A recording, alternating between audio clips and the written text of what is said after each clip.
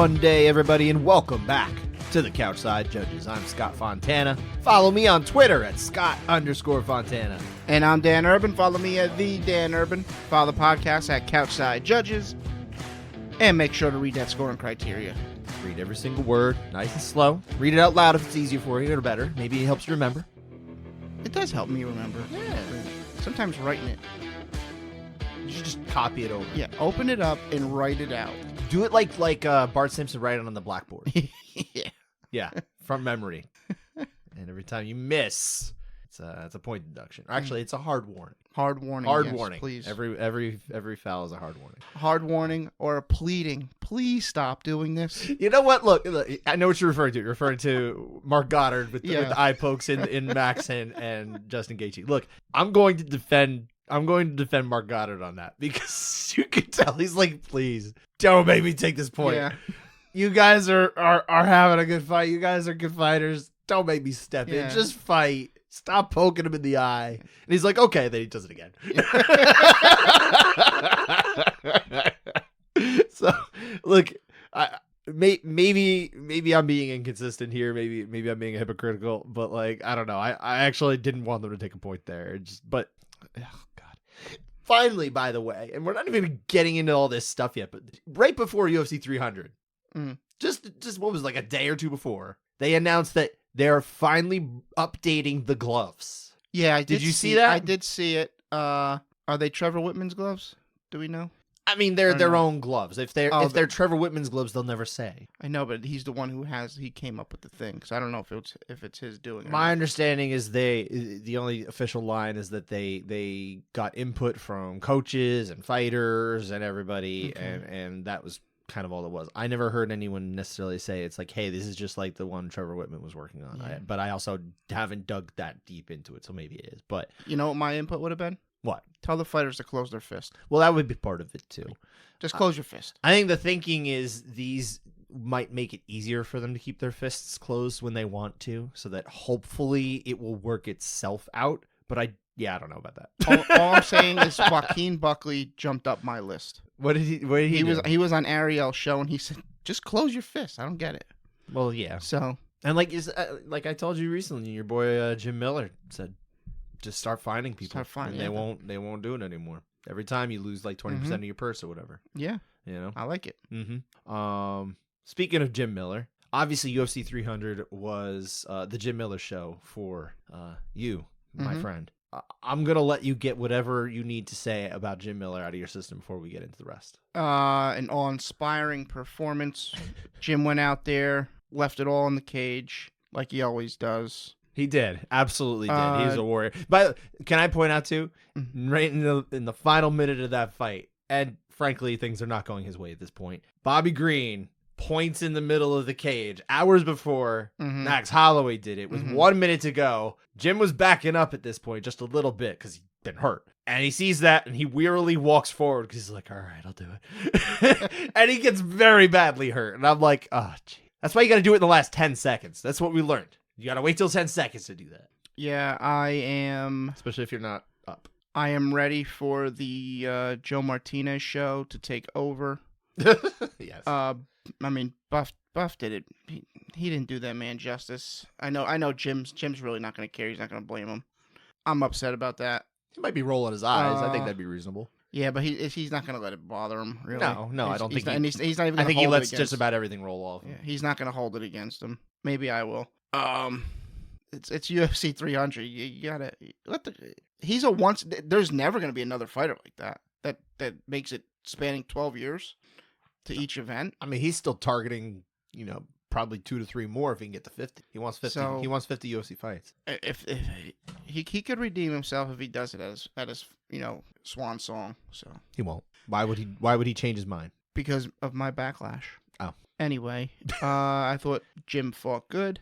He hurt Bobby a bunch of times. In the first round. And, I can't wait for him to... and we have, by the way, we're going to talk about every single round of this fight. We will. Because there are 2 split rounds and then a unanimous 10-8. So every element of that fight is going to get broken down. Honestly, going into a Jim Miller fight, it's never win or lose. It's like Jim Miller's fighting. I'm super pumped for it. I know you are. So the result's almost meaningless at this point. Mm. Obviously, he should have fought Islam at this card. Sure. Yeah, obviously. But, Islam is coming to Jersey. Yeah. You know, the cards are aligning. What if last minute Dustin Poirier cannot make weight? And Jim's just standing there being like, hey, man, I just happened to make the weight cut down. I could step in. I think Islam would duck him. Well, there's probably a different backup fighter. It's weird how MMA works out because Jim would definitely fight Islam better than Bobby Green fought Islam on short notice. He probably would, but that's it's weird. How that's the MMA thing about is. MMA math. Like, it doesn't really work. Funny enough, the first person who I ever heard talk about MMA math, you know who it was? Who? Jim Miller. Yeah, that's where I learned the term from. I learned the term from Jim at AMA. Just being around him one of those days. Yeah. And actually, I think it was during an interview. He was saying, because I was asking him, God, there's no way I remember the question, but it was more or less like about one opponent and then another opponent. He's like, look, MMA math doesn't work. So yeah, I learned it from Jim. That's funny enough. Anything else you need to say before, or can we go on for the rest of it? Okay, good. We got him later. Yeah. No, we'll go back to Jim Miller, and Dan will probably have to not offer too much in the way of his opinion because he's. We'll see. We'll see. Hey, feel free. I'd love to hear how this goes, but anyway, we got some fascinating things came off of the weekend. Of course, UFC 300, the giant mega card, stacked to the gills. Everyone was wringing their hands that we don't have that fight that just puts it over the top, right? There wasn't really one fight that everyone went in and you can't miss it for this fight. Mm-hmm.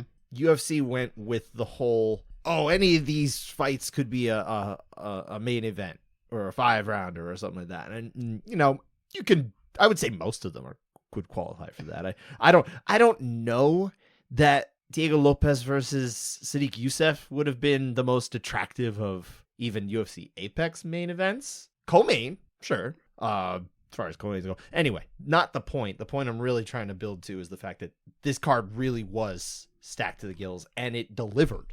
It delivered in one sense it didn't. What's the one sense? The one sense it didn't deliver is that all these, as you mentioned, could be main event fights. Yeah. At some point, and they don't get the 5 rounds. Yeah. Yes. Just because we're at the Apex and you're considered the main event, Jairzinho, Rosenstrike, and Gatsiev is a main event, and they get 5 rounds. There's no need for that fight being 5 rounds. Well, we know my thoughts on heavyweights anyway. Yeah, but that's my point. Fights like that are getting top billing on an Apex card just because they're placed in that card placement. When Charles Oliveira and Arman Tsarukyan should have definitely been 5 rounds. And that's a fight that advances that division incredibly. Dan, it means so much. That also reminds me, were there any heavyweight fights on this card? There wasn't, Is that right? Interesting. No wonder this was a good card. Fascinating. But if there was a heavyweight fight, it probably would have been top of the heap that we're fighting at it. So. I think it would be fascinating for the UFC to go a different route with some of their main cards, especially for pay-per-views in the future. Rather than putting 5 fights on, or even they used to do 6, right? Occasionally, they were trying it out. It was like somewhere like 12 years ago they stopped doing it. But rather than having to get to 5, what if they just did like 3, maybe 4 tops, and they're all 5-rounders? Stack them, because now the door's open for non-title, non-main event 5-round fights. There's no limit to this. It's not like someone's gonna be like, all right, you get 1. They've already opened the door. So what is to say they couldn't do that more often? I think it would be a lot smarter to build their main cards with 3 or 4 fights, all meaningful, all 5-round affairs, potentially. Trim the fat. You don't have to do 5 fights. Like, I know you're a big Bo Nickel guy. He didn't need to be on the main card. He didn't need to be on the main card, and realistically, you could have just moved him down, and you could have made 4 fights as 5-rounders, right? That would have served what you were doing to get to that. Other fights certainly could have been 5-round affairs too. But this particular fight you brought up, Tsarukyan and Oliveira, that really was not only a competitive fight, a close fight, could have used those 2 extra rounds, but it's because it was to determine the major direction of where the next challenger could come from. And stopped and gave a setback to Charles Oliveira, who's very realistically could have won that fight. I have thoughts on In a that. split decision. We'll talk about the split decision when we get to contested rounds. But I would love to see a little bit more of that. I want to see if the UFC is ever going to start experimenting with that kind of thing. They've been very set in their ways with so many different things for such a long time. But I feel like I'm starting to see here and there little bits of experimentation. You know, the fact that they've done non-title 5-round non-main event fights now, that's something in and of itself. Pretty rare though. I don't know that it needs to be a unicorn, but I'm okay with it not being like abused. That's fine, you know. More numbered events, pay-per-views, 5 rounds, less at the Apex. Well, yeah. Fight nights being 5 rounds, unless they mean something. Sure. But yeah, like I don't know. I'd be curious to see how that goes. But you know, we have what we have, obviously, with 300 and 300 again really delivered. Your absolutely valid gripe aside, because even during the broadcast, that brought us several times. Like, man, imagine if this was a 5-rounder, and it's like, well, yeah, it was by design. You did this so that it wouldn't be a 5-rounder. You wanted it to be a 3-rounder, but not that they are the ones in charge, of course.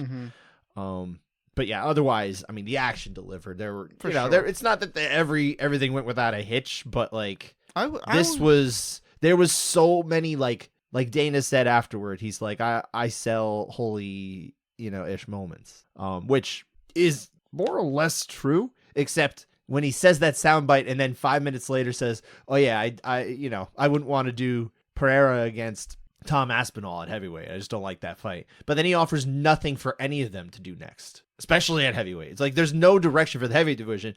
You want a holy yes moment, you got to do something with your interesting, young, talented, knockout-centric English heavyweight interim champion. There's no plan.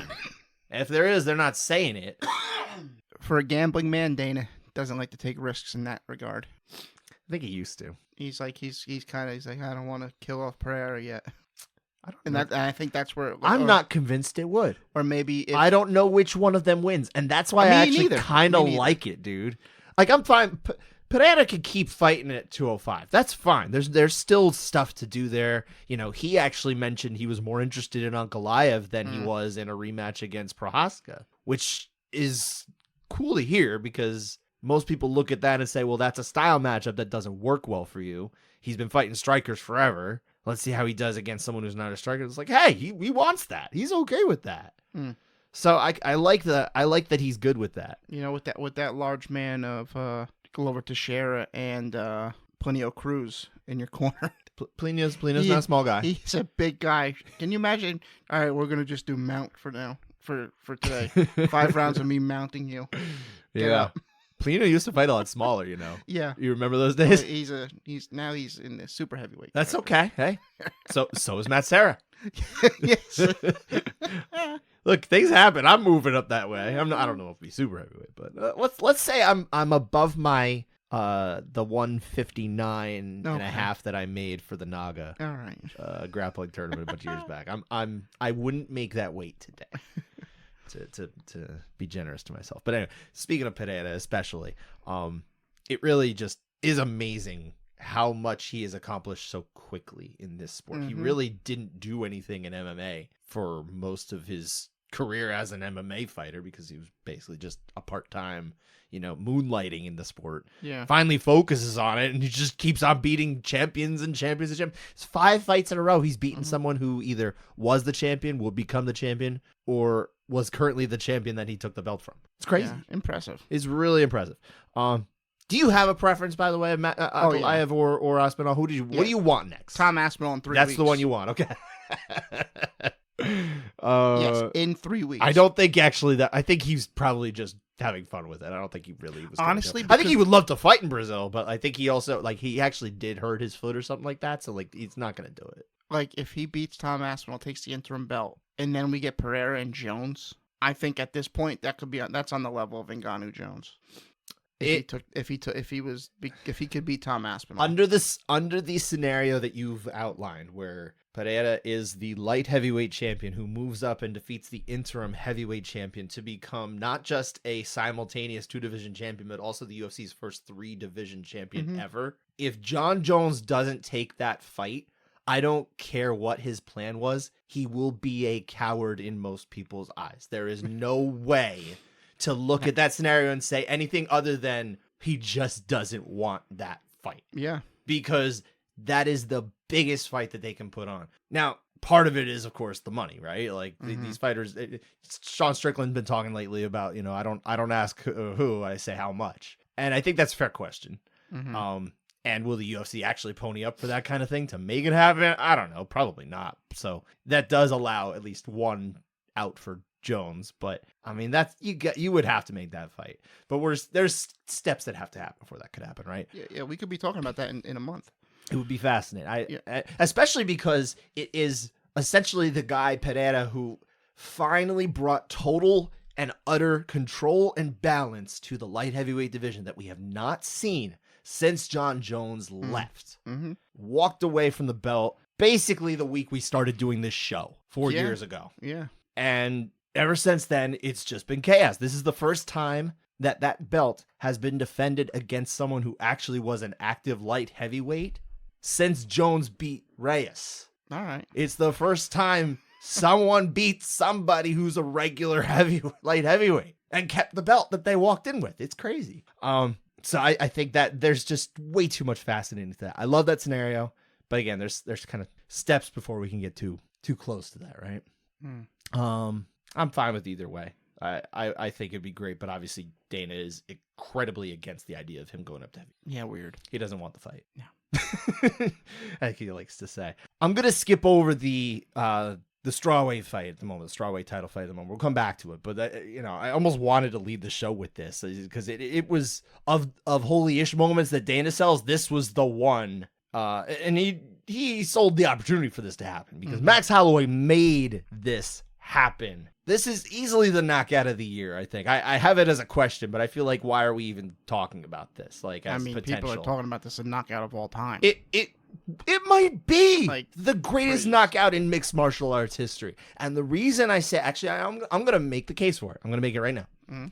The reason I say so, the reason I say this is actually the knockout of the sport is because everything about it represented what people gravitate to this sport for, right? Think back to Griffin Bonner, right? It was the Rock'em Sock'em Robots stuff, right? Now those guys were sloppy most of that fight, right? It wasn't the greatest of technical displays, but it was a lot of heart, right? There was everybody, they wanted it badly because they wanted that opportunity. They wanted all of that. This fight, Max Holloway and Justin Gaethje, yeah, they're fighting for the BMF belt, but like whatever. It's just a trinket, right? It's a trophy that neither one of them needed to prove that they were a BMF. Right. They're not fighting in the middle of that cage because they want that belt. They're fighting that way because that's how they fight. That's what they want. Max Holloway is 10 seconds from winning that fight. He could lie down on the ground and just roll around like in convulsions. And he wins that fight. Yeah. He could have done the Caleb Starnes thing, and he wins that fight. But instead, he goes, no, I'm going to walk to the center. We're going to point right here. You're going to come over here, and we're going to do this. And Justin Gaethje obliges, and he just goes buck wild, and he gets the overhand right that just puts him totally to sleep, flat to the mat. Yeah. Face plant. One-hitter quitter. That was and he is not a one-hitter quitter guy typically either. That's the thing about Max Holloway. He's death by 1,000 cuts, right? Well, he did hit him a lot. I know he did. So, I know he did. Yeah. But there's one shot that ended it. Yeah. One single solitaire. Even by those standards, usually Max might get a TKO or something like that where he really beats him. Coming off a really good performance against Korean Zombie, I should add. Yeah.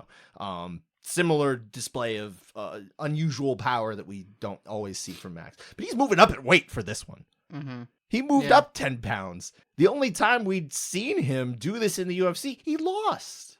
He got picked apart by Dustin Gaethje. Dustin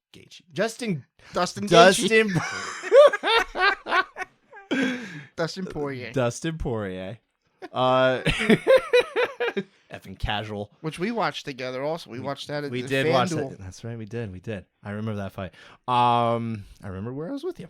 But this fight, he just doesn't care. It's really just about, we got to put it on the line and see what we're about. And he does, and he is so technical. Like, obviously, there's a little bit of wildness going on in there, but there is very much still the kept technique in there. It was a nice overhand right, you know? Wasn't just wild neck. There was a tight enough loop on it where you're like, yo, he really got that. You know? Yeah. It was not just wailing without a care. It was beautiful. It represented everything that people want this sport to be. And it came with these two guys who both represent that, and they both did it, and they did it in that situation after a really good fight. It was already fight of the night, potentially. I mean, I'm sure you'd make a case for another fight. I think you make the case for both Jim Miller and this one, but that put it over the top. That's why Max Holloway walked away with $600,000, 2 bonuses, which is kind of stinky because 2 of the 3 bonuses, or 2 of the 4 bonuses, I guess, went to Max Holloway. They didn't make more because they weren't gonna. They don't have that in the budget. Well, Dana said he was gonna take care, make sure everyone left happy. I don't know what that means, but dude. So talking with other fighters about this kind of thing, left happy doesn't necessarily mean it has to be even a noteworthy fraction of the actual bonus figure. It could be $5,000, which is, hey, that's something. He didn't technically have to do it, right? It's considered a bonus, a gift, something that you don't necessarily are contractually obligated to. But yeah, I mean, I don't know what Jim Miller got. I'm going to guess $6,000. I'm just going to put a number. Okay. Just going to guess 6. All right. For your troubles. But anyway, this for me, this is the knockout of the sport.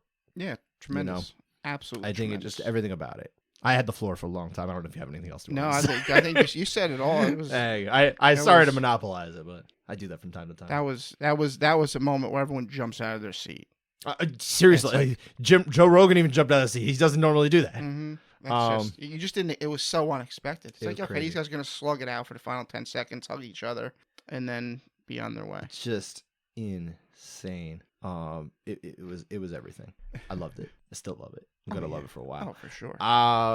As far as where this puts Max Holloway, you know, we've been talking for a while. At least I've been kind of pushing the narrative for a while. It's like, yo, if he beats Justin Gaethje, as I say it carefully to make sure I don't say Justin Poirier or Dustin Gaethje, think casual.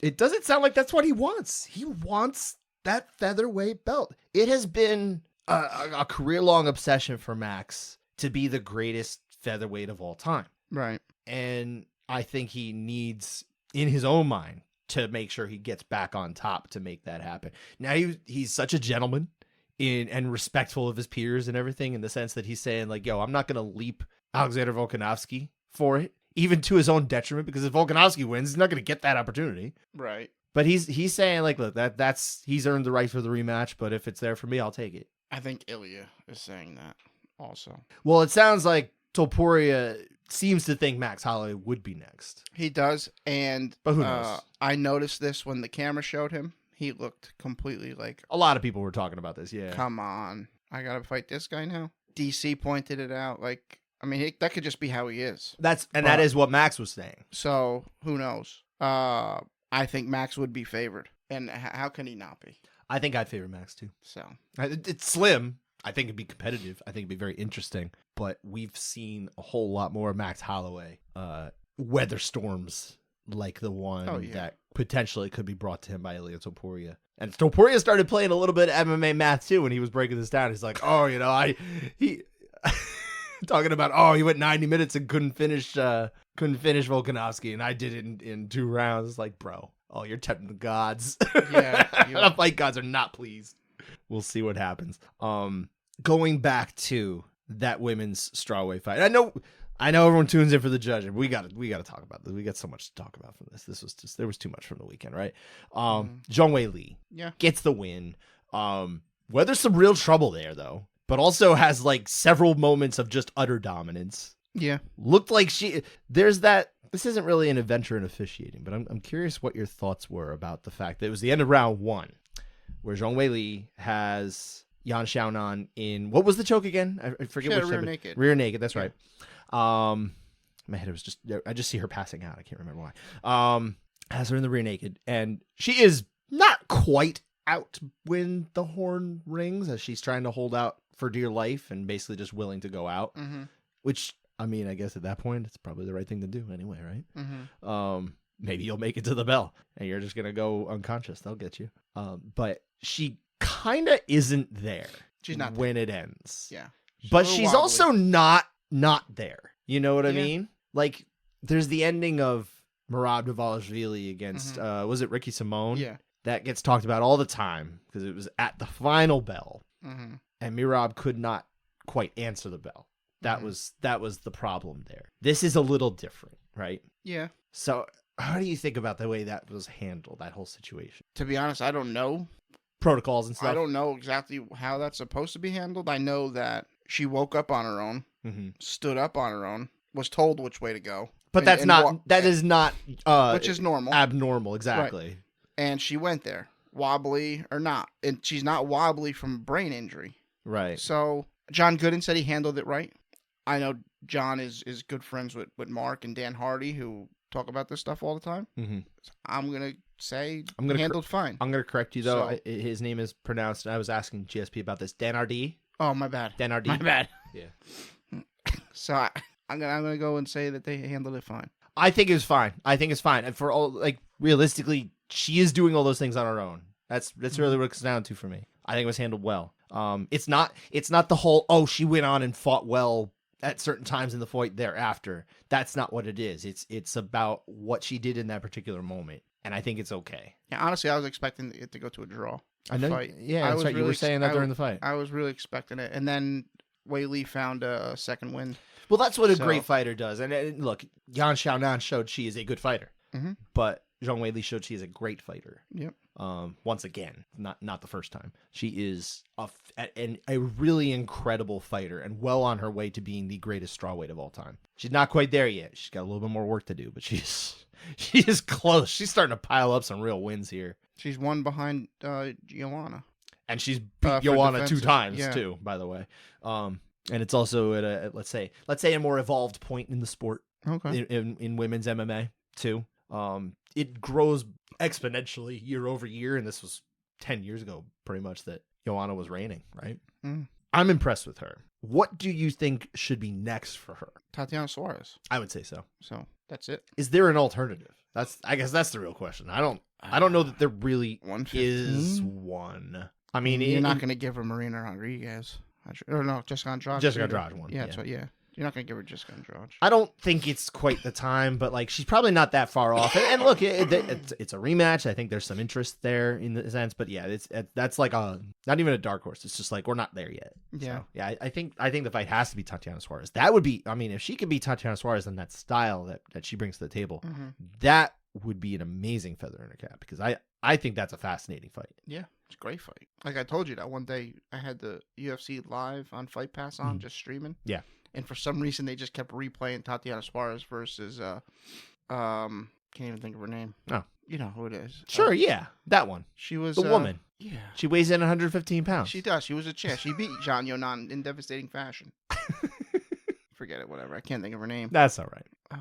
Which is scary because I should know her name. That's all right. You can see a doctor tomorrow. All right, whatever. We kind of brought up this already, the idea of Islam against Dustin in Newark, right? Arman Sarukian is now laying in wait. Do you like kind of this whole plan? Like, we didn't know where the next title fight was going to go. Realistically, if Justin Gaethje wins this fight at 300, it almost looks like, judging by the way they did it, it would have been a no-brainer that Gaethje would have been next. Because why wait if they already knew what was going to happen? I think they were waiting on the result of this fight. And they knew what was going to happen if A, and what would happen if B. And B happened. Carla Esparza. Good name. Thank you. We've closed that loop. Yeah. Do you like this, though? Do you like the idea of Dustin Poirier, who basically just lost to Gaethje and now coming off of one win over Benoit Saint-Denis? Obviously a solid opponent, but maybe he wasn't quite ready for that level. Yeah, they Are you good with it? I'm fine with it. I'm good with it, too. Yeah, I'm okay with that. Yeah, they said that they had a few options. And it sounded like this is what Makhachev wanted as well, which certainly plays a little bit of a role in it. It seems like it can be kind of tricky to get him in the cage. Exactly, yeah. That's why he would never accept the fight versus Jim. Maybe he would. I don't think he would. Maybe he would. Well, you think he's too scared. I understand. But yeah, I think it's what's kind of good about this is that, okay, they're getting this out of the way in Newark, right, in June. In theory, that still does open up the possibility for Islam to fight again when they go to Abu Dhabi in October, presumably, as they tend to like to do. I think they do everything they can to get Makhachev fighting in Abu Dhabi. I think all parties are interested in doing that. So, I imagine Sarukian would be happy to fight in October for that fight. Have 5 months to prepare. Of course, potentially things change if Dustin Poirier finally gets over the hump, wins that belt. I don't think he'd be disinterested in fighting again that quickly, and maybe it would just be a rematch, which would throw a monkey wrench in. But there's obviously a billion permutations, these kind of things. We can't go over all of it. But as it is, I like the plan. I'm good with it. I think it's a nice headliner. Dustin Poirier does seem to like fighting out in this area. Yeah. He's fought a bunch in New York now. I believe this will be his first fight in New Jersey. But I know he's been out to Jersey before. I want to say he did something at the Main Brothers gym one time. Because he checked.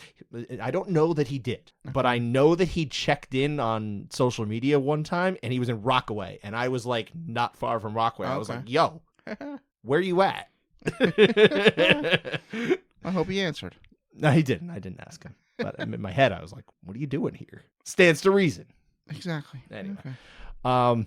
I mentioned Bo Nickel before. He's your guy. I know you're interested to see where he goes, his trajectory, all this. Rate his performance against Cody Brundage. Because he was hard on it. He was hard on it because he didn't finish it quick. Sure. But he also wanted to get time under his belt. He did. Like these guys that are like they say they're used to winning, they don't know what losing is. If it doesn't go perfect, they're gonna be upset with it. I'm sure he's happy today. I'm sure he's happy enough. So, and I'm sure he's able to find the things that are good in there. I mean, he finished somebody. And find reasons to work on. Exactly, right? Again, I don't think this belonged on the main card. I think it would have been much better to just have it like be even the lead-in to the pay-per-view. I think they made the right choice making it Yuri and Rakic because that fight was fun too. But it would have been fine. You're guaranteed people are going to be watching this no matter what right before. They're going to turn it on, right? Yes. It's like maximum exposure. You put it there. Everyone sees it, and mission accomplished. And you can have the prestige of one of these other guys being on the main card where it really belongs. Then you have easily the most stacked main card that UFC has ever put on. They opted not to do that. Now, does it really matter? No, because they're still making the same money probably. But I think it would have been better if they did that way. But yeah, I would. Let me give him on a 10 scale. Bo Nickel. I'm going to rate him an 8. Okay. That works. Because I think there was a lot of thinking that he would walk through Cody Brundage. I think the line said a lot about that. It was like minus 1,600 or something. I mean, he more or less did. He did, but there was certainly more resistance than I think people anticipated there being is all I'm really getting at. Okay. It was a dominant performance, like no question. But he didn't really truly walk through him. That's why he needed the second round. Yeah.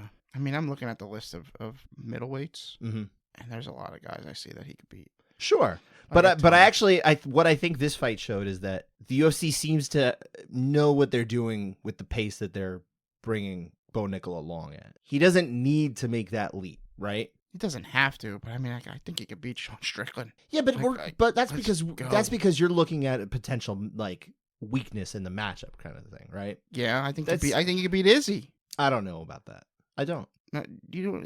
It's a question mark, but I think he has the tools to beat Izzy. I think I'm okay with them bringing him along a little slower like this. I don't know when they start making leaps because they're not making leaps right now. They're making progressive steps. Like Brendan Allen scares me more than Sean Strickland or Israel Adesanya for a matchup with Bo Nickel. Sure. I want to see how he does against someone with at least a little bit of takedown defense. I'd like to maybe Anthony Hernandez. That'd be interesting. That's a good fight. I like that fight. That's a good fight.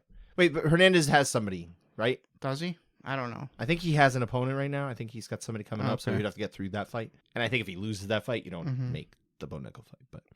But we've delayed a lot these contested rounds, which are the bread and butter of the couchside judges. But yeah.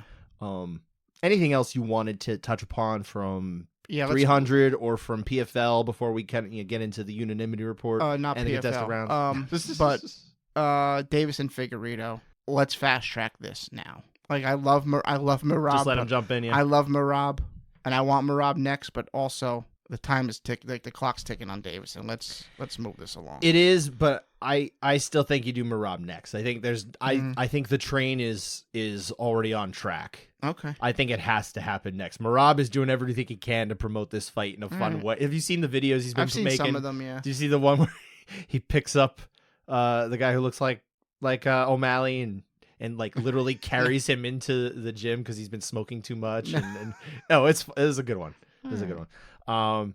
But it's funny. Like we're working on this. This is the fight that has to happen. After that, and probably Figueiredo needs to pick up one more fight in the interim. Mm-hmm. I think he can do it. He's a former champion. I just hope absolutely fine with it. It makes me hope that Max takes care of Topuria, so we get off this O'Malley Topuria like right away. Yeah, and then you make O'Malley stay at 135. I'm very okay with that train going off the tracks because that one's still in the station, and maybe we can just sabotage it now. Because I don't know how many people are really itching for it other than the two parties involved. Exactly. And really just O'Malley. Yeah. It's just O'Malley and his people, right? The only other thing I wanted to bring up, because we could go on and on, right? I will bring up PFL because this was a very fun event. Lot of finishes. There's literally 8 rounds that were scored out of 11 fights. Sounds like a lot of finishes. Ton of finishes. I know you didn't get to watch or didn't care to watch. I don't know what you pick your poison on that one. I wasn't around. You weren't around. Fair. But it was a lot of fun. There was a lot of good finishes. Just about, I think, almost every, if not every, light heavyweight fight ended in the first round. Okay. Really good finishes. The reason I definitely want to bring this up, though, is for something that I shared on social media when I caught it. And a lot of other people heard this too. But after Rob Wilkinson gets his quick 6-point finish in 70 seconds there at the break, and I'm watching on the ESPN Plus feed. And as I've been complaining about on social media for basically like 2 years now, they're showing the in-arena feed, which is just a shot of the cage from a distance. And you're listening to whatever they're listening to in the arena. On this particular occasion, there's also a hot mic. So it's been going on this whole time. You're hearing mostly Sean O'Connell, your favorite, talking to a producer or to the people with him and everything. And it's usually just kind of innocuous stuff. And I had it on. And, I'm more just like, come on, I would even take a commercial. This is a little boring. But at least the hot mic was like a little interesting. And then all of a sudden, between the finish and the point where they would have announced the decision, you catch Sean O'Connell talking about with the post-fight interview, should I ask him about the steroids? Where he got the steroids? And he's just making cracks, right? Wise cracks, as he eventually labeled what he did and apologized for later. But I'm like, dude, this is kind of why you don't hire an ex-fighter with no commentating experience to be your lead play-by-play guy, because he wasn't brought up and drilled into him. Assume you're on the mic all the time, because you are. Yeah. And this is what happens. It's like, it's not like he didn't call anybody, like a racial slur or anything like that. He said a dumb thing. It was unprofessional. It was stupid, but like, it was also a totally unforced error. Okay. All right. I mean, I got no issue with some candor here and there. Sure. But like, he didn't mean for us to hear that. Exactly. So he didn't really, it wasn't candor. You just got more something that he was trying to say to his buddy. Yeah. It was a joke. That's what I meant when I say that, Scott. We know I don't use the right words, but people have learned to know what I mean when I say things. Fair enough. I did like because the fight you did make me watch. I ended up watching the second round too, just so I could see the finish. Sure. And then I waited after, and they were hot again. Yeah.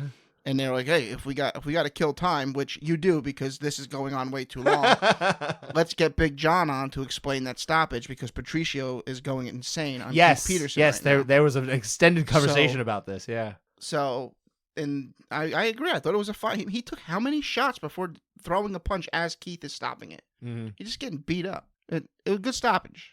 Yeah. Confirmed by John. It was. That's his realm. Yeah. So, yeah. Oh, yeah. Absolutely. Much more than even the judging, right? Mm-hmm. He helped write the rules, but he doesn't sit in the chair very often, and certainly doesn't anymore. But yeah. So certainly his take on officiating in the cage is welcome there. Mhm. I think we've got to get to these rounds. Let's get to the rounds. Let's get to the rounds. For the unanimity report, which now I said 2 times correctly. I did not trip over my own words, even though I can't get Justin Gaethje and Dustin Poirier separated. They have formed into one super insane, crazy fighter. Boy, that'd be I would love to watch a Justin and Poirier fight. That'd be awesome. Yeah. It kind of reminds me, like Justin Gaethje kind of reminds me of, I don't know, Crane from Teenage Mutant Ninja Turtles. Krang? Krang.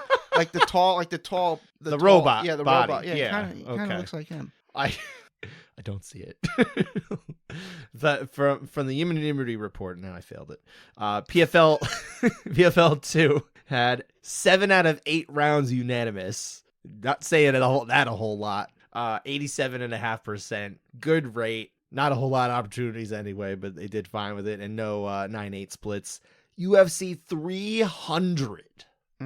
20 out of 26 unanimous for a 76.9% rate. 2 out of those were 9-8 splits. So not a whole lot where they're disagreeing over the round winner. Although there were 2 split decisions, so we'll get into those. But hey, these things happen in MMA. Total, by the way, and this was all in Vegas. Basically, the same judges working the same 2 events, which is rare that we're gonna have that scenario. 27 out of 34 for a 79.4% rate. Really great job on the whole over 2 days. Some really big, one really big day and then one smaller day for the sport. So good job on the judges on the whole. Now let's tear them apart in the contested rounds. No, we're not gonna do that. But I don't think anything was like bad on this. All right, we're not gonna be. I don't think rolling around the floor screaming. Nothing. Yeah, not really. But so spoiler alert. You stuck this long. You might as well stick around. Let's get to. I don't think so. What? I mean, I have thoughts, but yeah. I have thoughts too. Yeah. Sometimes, usually. Arman Tsarukyan, Charles Oliveira. We already said this was a split decision. 29-28 all around. It all came down to round 3. Oliveira won the first. Tsarukyan won the second. Let's get to this final round. What happened? Yeah, I mean, it really didn't feel like it was going to be a close round. But then it does become one. One on the feet, it's close. I give a slight edge to Tsarukyan. His jab was nice. Both guys had their offense.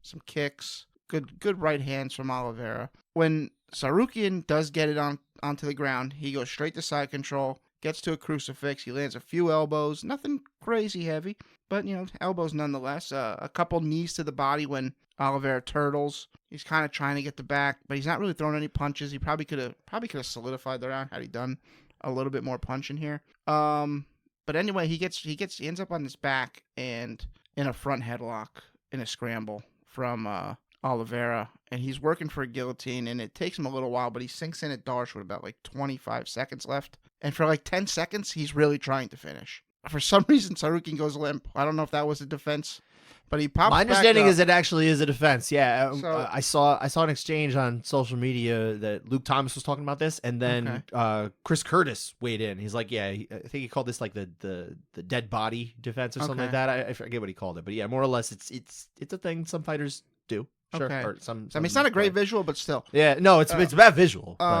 After this, Oliveira's just content to hold him there. And he's not really trying to finish. He's just like, I'm just going to ride this out to the end for the next 10 to 15 seconds. I mean, what else would he do, if he gave it up? I'm not saying give it up. I'm saying actually try to get him to sub him instead of just holding the position. Maybe he knew he just wasn't there, Had Oliveira had Tsarukyan struggling to escape, I'd probably say this is Oliveira's round, but he didn't have that in my eyes. So it's 10-9 Tsarukyan for me. I went the other way. And it was a really hard choice. I was not quite committed because obviously I changed, but I thought Tsarukyan had more or less kind of sewn up the round, and then there was the sequence at the end we just talked about. Yeah. And I think that more or less pushed me over to the other side. And it really, I think for most people, it's just going to come down to how far did you swing the pendulum back the other way because of what Oliveira did. Which Joe Rogan pointed out correctly. Yeah. Sometimes Joe says some really, really smart things. And then sometimes Joe, talks. The thing is that they were trying to say, but, what about the first round? If you did the first round this way, you should go to the third round this way. But it's but the first round, that sub attempt was incredibly more effective. Joe of all then- people should understand the difference in, So- in the degrees of choke, the degrees of submission attempt. I thought Sarukian's head was going to pop off. Yeah. But yeah, this is really close. This could certainly go the other way. I did go the other way from you. I sided in the minority with Judge Mike Bell. You were on the same page as Judges Adelaide Bird and Ron McCarthy. All right. No drama here.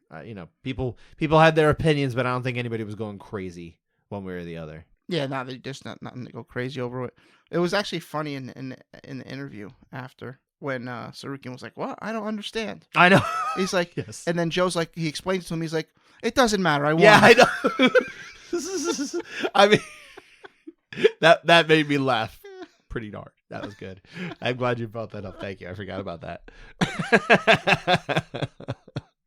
Oh man.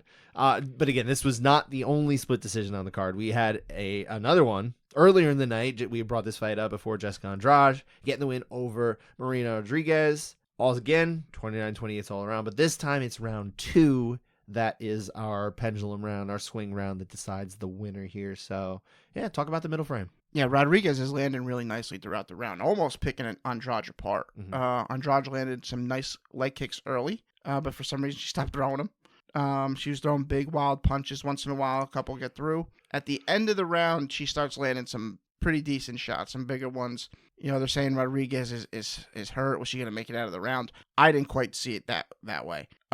She's getting the clinch, and she's kneeing Andrade in the face. Like I said, I just don't think Rodriguez is that hurt. I think she did enough in the beginning of the round to keep the lead. 10-9 Rodriguez.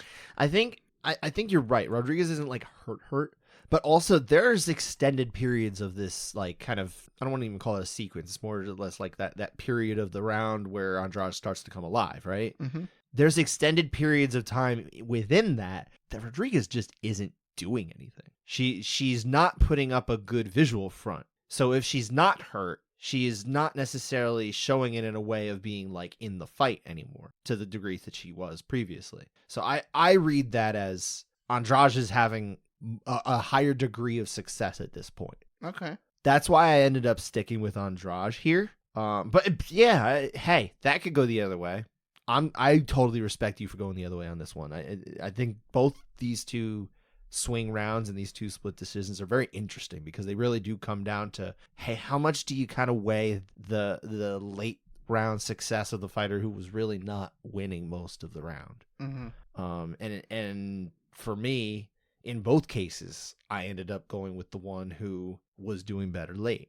And in both cases, you went with the fighter who was doing better, not just early, but for probably even more time elapsed of the round. But in this case, I'm in the majority, you're in the minority, so that flipped. So this time I'm on the same page with Adelaide Bird. Unlike you, we flip-flopped here.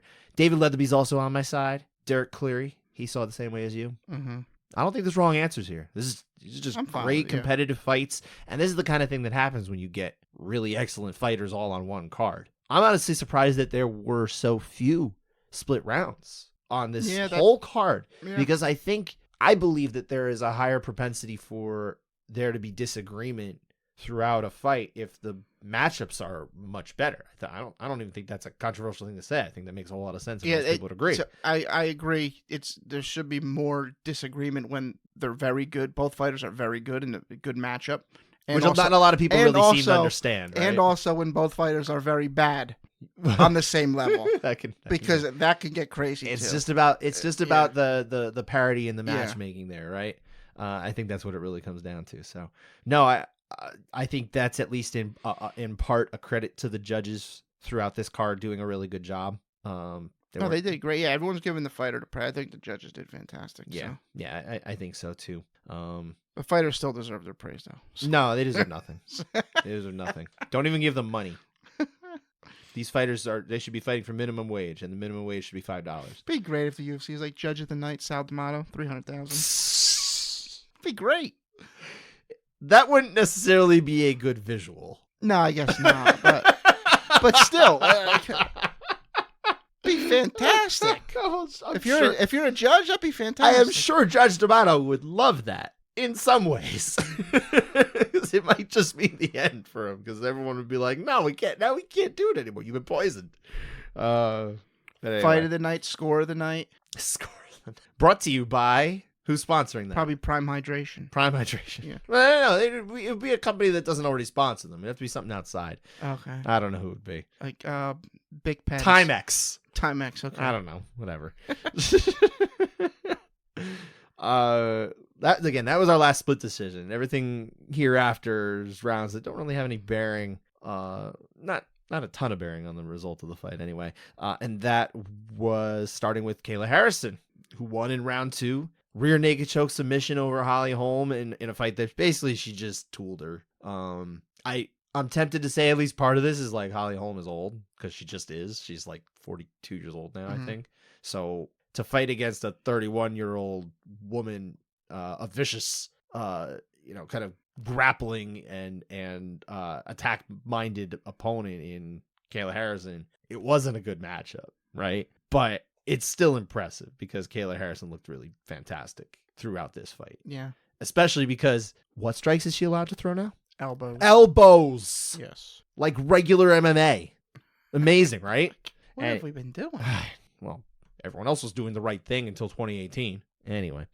Did World Series of Fighting allow elbows? Yes. They changed it for PFL when they made the switch in total direction and everything like that.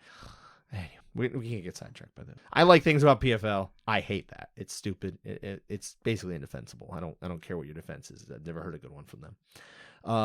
But anyway, round 1 of this fight is split, and not because we were wondering, hey, did Holly Holm win that round? It was like, yo, is this an 8? So break down why this may or may not be an 8. So this was probably my most surprising that we're talking about. Okay.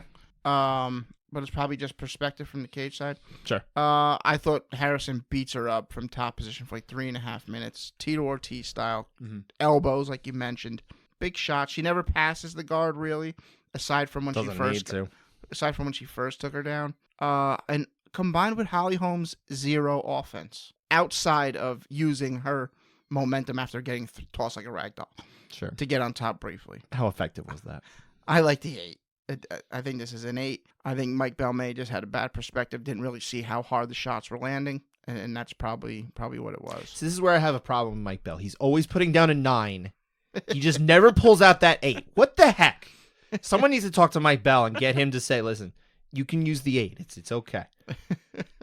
Obviously, longtime listeners know I'm being facetious here, but and that's not a shot at the whole thing about the Grasso and Shevchenko fight from last year. Obviously, that was a regrettable situation, I think, for probably all accounts, right? But Mike Bell, by the numbers, is the statistically most likely to be in the majority of an 8 instead of a 9 of any judge. So I was stunned when I saw the name on this one as the 9. I was like, okay, sure, but. I'm with you. This is an 8. This is a pretty darn good 8, and not just because it was a shutout of a round, but because Kayla Harrison really poured on some good offense in there too. I think all boxes are checked. We got damage, we got dominance, we got duration. Literally the only thing Holly did again was that judo throw, which was a reversal basically, right? It was a reversal. She got thrown. And the momentum of Harrison got rolled over, and she just went with it. Ended up on top briefly. But yeah, that really with no offense following. It wasn't much of a damaging thing. It didn't lead to anything. So no, she took all the damage from that throw. So yeah, I don't. Yeah, this is an 8. So yeah, someone talk to Mike Bell. Teach him that you can pull the 8. It's okay. Derek Cleary and Sal D'Amato, they're experienced judges. I'm sure they'll talk to this new guy, Mike. Yeah. And let him know. Again, that was the first of 2 9-8s. We'll get to one in a little bit, but before we do, I wanted to go back to the Max Holloway fight once again, winning this fight over Justin Gaethje by round 5 knockout. Last second right hand is what I'm putting the method of victory as in all caps, by the way. Yeah. Round 2 was split because I was actually a little surprised, but not necessarily like, no, that it can't be. I just in my head as I'm watching this fight, I'm like, I think this is pretty good 3-1. Max Holloway won the first 3. Gaethje finally has a good round in round 4. But round 2 is where we're actually split. So let's talk about this. Let's why is this on the board? I thought it was a pretty low output round from Gaethje. But his leg kicks are really good. Max's leg is terribly bruised. But Holloway is landing to the head, kicks to the body, good reactions. Just seems every time Max lands, it makes Gaethje reset. He's grabbing his nose. And right at the end, they have a nice exchange that Max definitely got the best of. And I think that really put the stamp on it for me. So I'm 10-9 Holloway. Yeah, honestly, I feel pretty good about a Holloway round here. I don't really love the Gaethje scar. I understand he had the leg kicks, right? Mm-hmm. I think in totality, it doesn't add up. Junichiro Kamijo is a terrific judge. Mm-hmm. Once in a while, there's a round that I very much cannot see his way. It does happen. I think this is maybe one of those. Okay. I don't really see it. You know, I see offense. It's not indefensible, but I think it's clear for Holloway. Okay. I do. I actually do. Judges Derek Cleary and Sal D'Amato at least agreed on the same page as you and I, giving this one to Holloway. Yeah, I don't love it. It didn't matter. It wouldn't have mattered. Because realistically, there's no way you could, even before those 10 seconds, if he does Caleb Starnes, this is also a Holloway round. Yeah. Without question, because he hurts Gaethje earlier, too. Real quick, after Gaethje's nose is broken and he says that it's completely blocked, can't breathe out. Right at the end of round 1. I just kept thinking, I'm like, okay, I know this guy's super tough and he's going to fight through this. But tonight, when he goes to sleep, he has to sleep breathing through his mouth. And that drove me crazy. Did you get anxiety? Like, oh my God, I can't imagine having to do that. Like the fight, whatever. He's going to fight through it. Yeah. He's in a fight. He probably doesn't even feel it that badly until it's touched. But that's going to be the worst part, is trying to go to sleep tonight. And it bothered me like a lot. But he's Justin Gaethje. He's built different, so. You know, this is actually going to be a good segue, because when I was with Jim Miller that one day last month for the story I ended up writing on him, the subject of being punched in the face with a broken nose came up, right? Mm-hmm. And he's explaining at a fighter's perspective, listen, getting punched in the face doesn't hurt that much. Mm-hmm. Getting punched in a broken nose sucks. Okay. So, yes, confirmed. Not good. Not for anyone. No one likes getting punched in a broken nose. Yeah. So, yeah. But also Justin Gaethje is built different. Oh, way different. Yeah. And Dustin Gaethje, I'm telling you, that dude is very different, dude. He's jumping gillies. He's throwing hard leg kicks. It's How's a his different hot world. Sauce? Oh, I'm sure it's fire. Okay. Yeah. Whatever is the right pepper that they use in Arizona, that would be. Okay. I don't know, is it cayenne or something? I don't know. I've never been to Arizona. There is a pepper. Yeah. One of them. The ghost pepper. That's, yeah. Mm-hmm. My son is obsessed with the idea of a ghost pepper. He just thinks it's like, he doesn't know what it, like he doesn't eat spicy food. He just has heard of the ghost pepper and thinks it's interesting. All right. That really, there's nothing. That would be more than quite that. the introduction to spicy food. Yeah, he's not going to do that. No, don't do that. No, I wouldn't. I don't like spicy food, so it's not really, I don't know where his pathway is to eating spicy food. It's not for me. But I do bring up Jim Miller at that time, not just because of what we were just talking about, but because he is next on deck. His fight against Bobby Green, which, sorry to say, Dan, you may be the only one who sees it this way, including Jim. He did not win this fight. Bobby Green gets the win on the scorecards 30-25, 29-26, and 29-27, which means we've got scores, kind of a little over the map.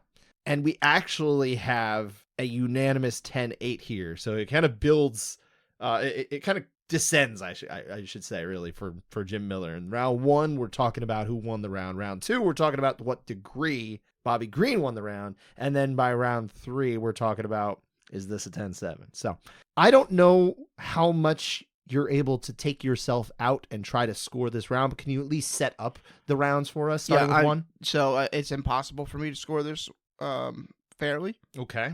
I'll set that up. Mm-hmm. But I do think it was a whole stand-up battle this whole round. Mm-hmm. Bobby Green talking his trash. I don't think that bothered Jim at all. I think he just I doubt it bothered him. Like, because they were like, that's the key to Bobby Green's victory. I'm like, Jim's not going to care what this guy says. That would be that's a real shame if they think that the key to victory for Bobby Green is his mouth when he's got such really great hands. So he was walking Jim down, landing shots. He won the volume edge in this round easily. But Jim hurt him. Jim had him hurt. He landed the bigger shots, and in my bias, Jim won this. So I'm not even going to score it. I can't score it fairly. I thought Jim landed heavier impact. Bobby definitely had the volume. What are you going to do? I think I can step back. Like, obviously, I've known Jim a very long time, too. Mm-hmm. But, like, don't safe to say I don't hold him on the same pedestal that you do. So I think I can step out and look at it as just putting any sort of biases aside of just knowing this man and speaking to this man for a long time, and also having spent a lot of time with him earlier this year, you know. Excuse me. Jim Miller, I think, won this round, and I was very ready to give this one to Bobby Green as well. I had Jim up early. He stings him early, right? He has Bobby Green in trouble early. Bobby Green comes back and he whittles away. And at some point, I would say around like maybe a minute 40 to go mark, I've already turned solidly to like, okay, I think I got to get this one to Bobby Green. He's worked his way back. And then Jim hurts him again. Mm-hmm. Miller hurts him again. And I said, listen, I know Bobby Green is having an otherwise very good round. Not just a good round, like a really good round. But he's hurt twice here. And you have to give, in my understanding and my interpretation of how you would score and my view of the fight from the television screen in my basement, I think you have to give those the benefit of the doubt more to the bigger or the heavier weight, I suppose, to those instances where Bobby Green is more hurt. He is not where he should be. Bobby Green's scoring, Miller's hurting, at least at this point in the fight. So I gave it to Miller. And I ended up in the majority. It's realistic that you could have ended up this way, even without your well-stressed biases here. You could have landed on this way in the majority, along with Chris Lee. And, oh my God, we have a Tony Weeks sighting, by the way. First time this year. First time since those comments from, we don't need to dredge it up.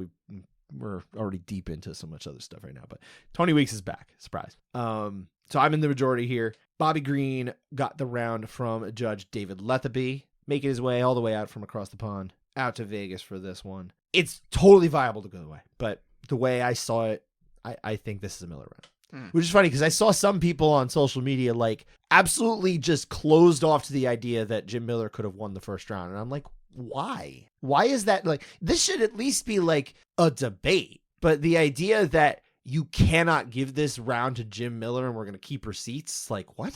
Why? Why? Ridiculous. Anyway, round two, my man. Sorry, it's not a Jim Miller round, my friend. So this is the round where I really realized that it's impossible to score a Jim Miller round. Because I just kept saying to myself, this ain't an 8. This ain't an 8. This ain't an 8. Jim just. But someone else said this is not an 8. Just survive this round, Jim. And, next round, take him down, beat him up, maybe find a sub, or we just win the 29-28 decision. And two of the judges went 8. I mean, Bobby just keeps popping him and popping him. The eye is looking terrible. Well, it's underneath the eye in particular that had already been busted open. It is just a giant bloody mask at this point. Yeah. I mean, that was a story around in the previous round. Jim didn't land anything big. So yes, but he was competitive. It was. He was fighting. He is fighting, but like it. So I can't do it. I know. I understand. So the majority score here was the 8. David Lethaby had an 8. Tony Weeks, who is not typically giving out that 8, gave an 8. So that says a lot. Chris Lee gives a 9. Chris Lee gave a 7 last year. I don't understand. I don't know. The bar for Chris Lee is just always all over the place. That drives me nuts. I don't know what his 8 or his 9 is. A lot of these judges, you can figure it out, but not Chris Lee. It's very inconsistent. But I had a 9 here live, but I felt like I needed to watch it again. And I watched it again, and I definitely feel much better with an 8 than I do with a 9. I had it. I wrote it down. It is what it is. I think you can still go either way, but I like an 8 here. This is it's not like a tough round to watch. It's just like, Bobby Green really, he outclassed him in the striking. He absolutely checks off dominance. He checks off damage like crazy. Is it duration? Is the duration here? I don't know. Maybe not. Duration is such a weird one. Sometimes it's very clear, and sometimes I don't think it's necessarily as clear. So I think he easily got 2 Ds here, and that's why I can kind of go either way. I think I said what I needed to. All right. Round 3. There is no way you're going to have any sort of opinion on this one necessarily, but like, can you at least acknowledge this is an 8? It's not a 7. Can you acknowledge it's an 8? It's an 8. Okay, all right. Which of course all 3 judges did. All 3 judges gave an 8 to Bobby Green. This guy's smiling over here. When we have these scenarios, of course, the 10-7 report means we must decide, is this a 7? No. You will say absolutely no. Absolutely not. Jim hurt him. Jim had offense. There was no overwhelming dominance, no overwhelming because of that. So there's no overwhelming duration. And so maybe the damage is quite overwhelming. The damage is overwhelming. But it absolutely the dominance, is. for sure, he isn't. Yeah. Because you got rocked yourself. This round, in a lot of ways, reminded me of some of those rounds against Calvin Kattar with Max Holloway. And I think only one of those rounds that we actually had watched and decided that was a 7. And I don't think it gets there. I still think I'm going to say this is an 8. But man, I'm thinking about it at least. I'm at least putting it through the rigors and being like, yo, are we there? And I don't think we did. So no. This might be the most lopsided round of the year, though. Oh, I don't think so. What's the most lopsided round of the year? The one we're talking about next might be. All right, maybe. All right. Anyway, let's go to that one, right? Last round here, at least from UFC. Another 10-7 report situation where Zhang Wei Li gets the win over Yan Xiaonan, her countrywoman. 49-45s all around. By the way, I actually had round 1 as an 8. We're only talking about round 2, but I had round 1 as an 8. And that was a unanimous 9. And the reason being because, I think she was basically done. So I think that checks off some overwhelming dominance in the grappling, high damage, and it was a good duration on it too because she had it for a long time. So I feel good about that one being an 8, even before we see her slow to get up because obviously by then they're already writing their scores down. I was good with an 8 there. Everyone wrote 9. It is what it is. We are talking about round 2. And weirdly enough, I actually wrote a 9 for this one. I don't know why I did that. That was just dumb. But we are talking about this as a potential 10-7, not a potential 10-9. So, Dan, the judges here are in round 2. The whole fight, but we're talking about round 2. Mike Bell, Ben Cartledge, and Chris Lee. Obviously, somebody had talked to Mike Bell at this point, explained you can use an 8 here. They're allowed. It's in the rule. I'm such a jerk. He's so likely to give these 8s. Anyway, do you watch round 2 and say this is a 7? Honestly, I started thinking it. Okay. While I was watching it. Why? Because she's getting pummeled. Mm-hmm. She's completely flattened out. Yeah. Eating shot after shot after shot. I'm like, okay. I mean, Herzog's going to stop this any second. He doesn't stop it. And then she keeps backing up and then getting flattened again. Eating more shots, backing up, getting flattened again. Bop, bop, bop, bop. She ate so many punches. I'm like, are we there at a 7 yet? I was like, I don't really think so because she gets up and they exchange a couple, strikes on the feet. And I'm like, all right, this is just a really solid 8. Mm-hmm. I think I'm with you too. But again, this is also a big round. Yeah. Two of the let's put it this way, 2 of the biggest rounds of the year, most dominant rounds of the year, happened in the second fight of the night and then the second to last fight of the night on the same card.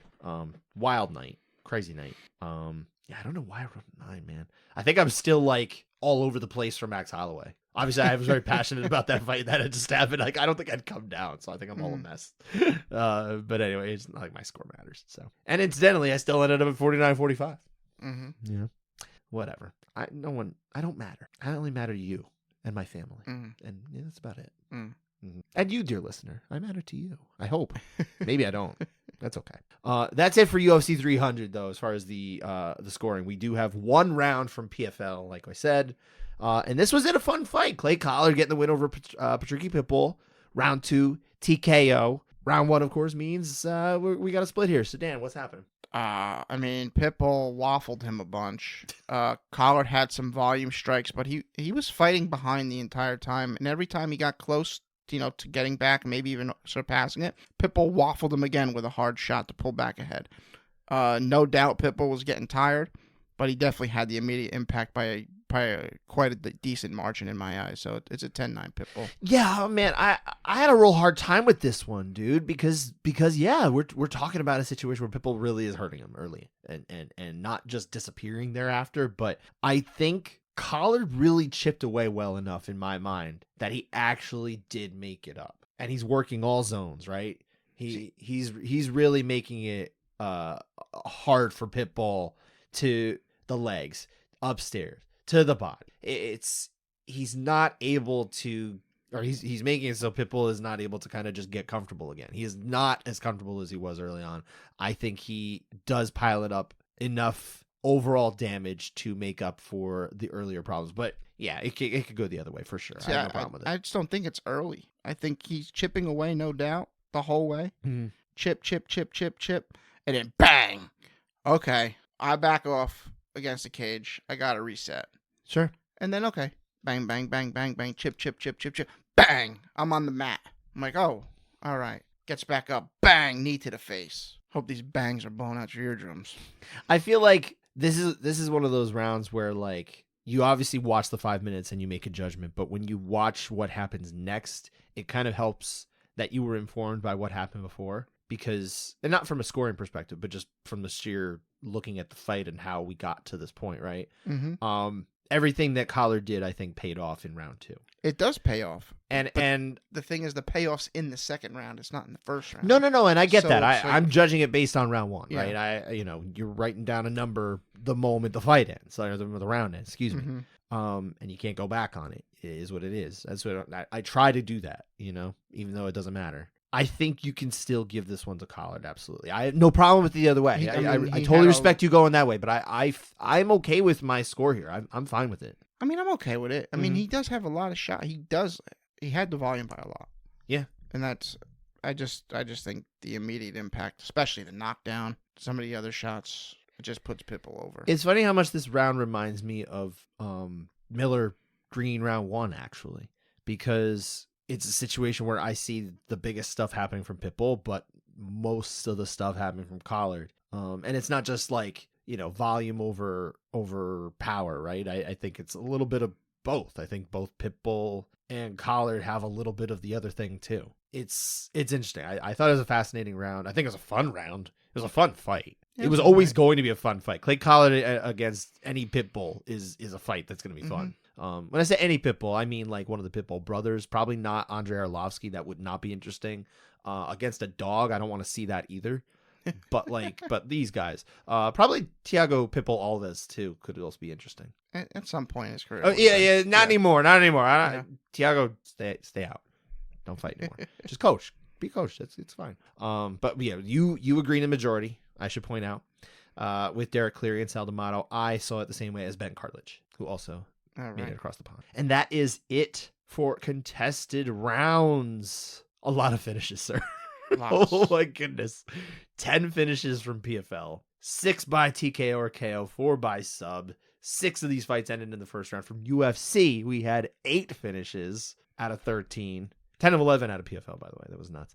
5 of the fights were strikes-based, TKO or KO. 3 submissions, and 2 fights ended in the first round. All told, 18 finishes to pick from across 2 days. I know you missed most of the PFL ones, though, so you're really limiting your range here. Wow. Nonetheless, amazing stuff to pick from in UFC. I'm taking Holloway out of the equation. Well, We already gushed over it. I don't want to do it anymore. Another time I'll gush over it, but let's give some shine to something else. What was your favorite finish other than Holloway? Davison Figueiredo, rear naked choke, Cody Garbrandt, solid. And he almost arm triangled him before that.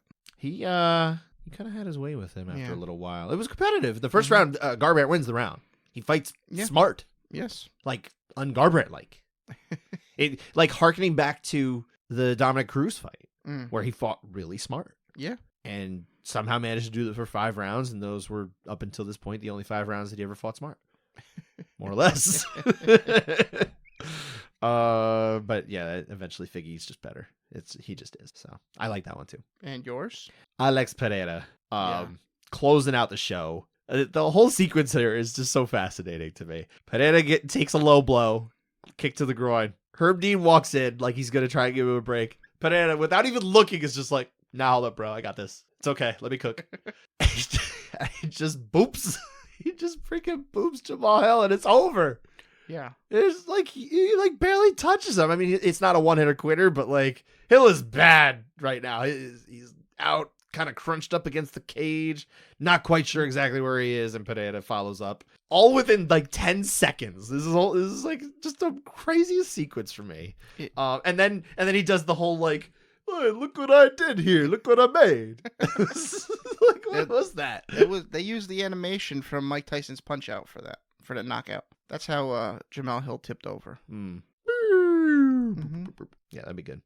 But that's next to Max Holloway. That is just such an indelible memory from this event. Again, Dana, I don't agree with everything Dana White says, but in the sense that he believes he sells holy yes moments, or his product does.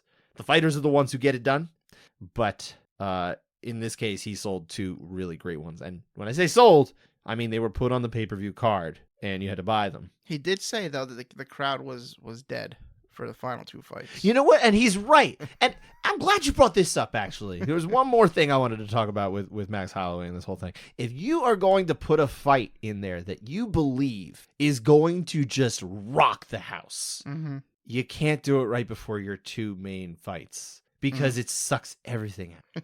Do it at the beginning. Do that one like they did with Justin Gaethje and was it Dustin Poirier or Michael Chandler? I can't remember. Or is it Dustin Poirier and Michael Chandler? I think it was Dustin and Chandler. That whole triumvirate has fought a bunch of times, right? But the one in New York, right? Yeah. They moved that one down the card, not for that purpose, but because they wanted to break it up for Trevor Whitman, who was going to be in everyone's corner. Which was, a nice and thoughtful way to do it. But it also had the same effect that I'm talking about here. It's like you started off with a bang, right? You get everybody in, and anyone who didn't already purchase the pay-per-view, maybe they hear about it, they're like, all right, yo, I'm dialing in. It's early. I can still catch everything else. I can go back and watch that thing I missed too, and that's wild, right? Why are you putting that there? Because it does suck everything out. Just put a couple other fights that are important after that one, and then you build back up again. If everyone just let me rule the world, I'm telling you, things would work out. I would be a benevolent leader. You should make me your leader. We'll start with the UFC and then we'll expand from there. But yeah, I'm glad you brought that up. Thank you for that. But that is it. That's UFC 300 in the books, man. We're not doing a whole numbered event until like 8 years from now, and it might end up being. I was doing the calculations trying to figure out. It's probably going to be in the fall, like late fall, if they go at their same pace. Maybe 400 would be in New York. All right, so I'll be how old by then? Maybe I'll hit the lottery by then. Yeah, probably. All right, so just put aside $1 every day. Okay. If you put aside $1 every day, you will have almost enough money. My UFC in 8 years. My UFC 400 fund. I like it. You should do it. $1 a day. Do that. $1 a day. All right, we'll see. Oh, I think that'd be fun. But yeah, so that's in the rear view. We're now looking ahead to easily the second biggest weekend of the year, PFL 3 on Friday. Yay! That's it. There's no UFC this week. They took a break, and I think that was good. But it's a 10 p.m. main card. You want to check that out? It's there. We have the 170 pounders and the 145 pounders are in the mix this week. I don't know if you are interested in either of these fields. I think there's some pretty solid fields. Realistically, there's some good fighters on here. 170, you got Andrei Koreshkov, Goichi Yamauchi, Neiman Gracie, Brennan Ward. There's some thank fun you. ones. I'll have a Minotaur. Dan was watching Role Models when I came in and we were ready to record, so he's going to go back to that. Are you sure you're not interested in Logan Storley? Actually, I am a little bit. See if he puts a little more oomph into those knees. Now, Brennan Ward is usually fun. I don't know who Don Madge is. He's always fun. He is. When is he not fun? I mean, he's always fun, but I don't know about Don Madge. I don't know who that is. Well, he's coming up from lightweight. He hasn't fought in a while. I believe he's a UFC veteran, or maybe he's. I don't know. The name is familiar. I actually am less familiar than I thought I was, but and then of course 45. We got Brendan Loughnane. He's in the mix. Kai Kamaka, who I always like him. I'm interested to see how he would do in this field. There's some real good matchups here. I think he's ready for Adam Boric, Enrique Barzola, Brett Johns. I think 45 is really interesting. That is. Do you have any favorites in these? I was gonna go with Gabriel Braga. That's okay. Coming off of last year where he was the runner-up, fighting with a very heavy heart this year. His father was murdered. Jesus. Yeah, you didn't hear about that? I did not know about that. Yeah, his father was murdered. My goodness. In January. It was. It seems like it was sort of a case of mistaken identity in a sense. He was trying to find his stolen motorcycle, and people mistook him as like a rival gang member, and they killed him. Jesus. Yeah. Well, as the story goes out of authorities, but it sounds like this is like there's no conspiracy theory. Like this is what happened. Wow. Horrible. That is horrible. Just horrifying. So, and his father was a fighter too. Did not know that. Yeah. Friends with Patricky and Patricio Pitbull. Mm. They're all in the same kind of group there. So he's certainly the emotional favorite. How do you not root for someone to overcome a really horrible way to start your year to maybe end it in a really nice way, and maybe can make some positive change in his neighborhood with that if he wants to. Mm-hmm. What about at 170? You got a favorite? I'm actually gonna go with Storley. Okay. You think he'll win that one? Yeah. I am going to pick Magomed Umalatov. All right. That's where I'm going. But we'll hopefully have some fun bread and wort along the way. Yes. And this, by the way, this is also in Chicago, so we'll have judges working out of Illinois. Usually they end up for those events having officials coming into town for that. I hope it being such close proximity to Wisconsin, maybe we'll see the likes of Rick Winter and that other judge that some people hear the name of once in a while. maybe that'll happen. The score of the night. PFL does not do that. No, you're fighting for $1 million at the end of the season. That's what you're fighting for. Yeah. So maybe by the end of the season, the best judge of the season would then get the $1 million prize as a judge. Honestly, do you think it would be bad to tweak their score? Like, say someone just can't get the finish, but they got like 2 10-8 rounds. That should be worth more than three points, don't you think?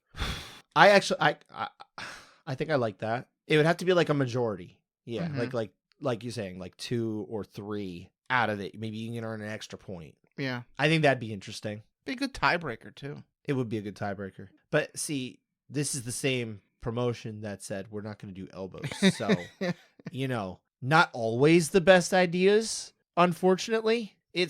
I could go on and on. We've already had a long show, but more or less, there's things I like about PFL, and there's so many things where I'm like, what are you doing? What's the plan? Why? Elbows! All right, we'll be back, I guess, next week for PFL Tour 3. I guess so, yeah. Yeah. What are you talking about? Of course we're going to be back. Yeah. We're always back. Well, we're back. Yeah. Actually, I do think these fights might be fun. I think it's going to be a good card, man. Suck it up. This is fun. I won't be able to watch live, but I guess I'll have to tune in after. Yeah, we'll get there. All right. Thanks for listening. Take care, everybody.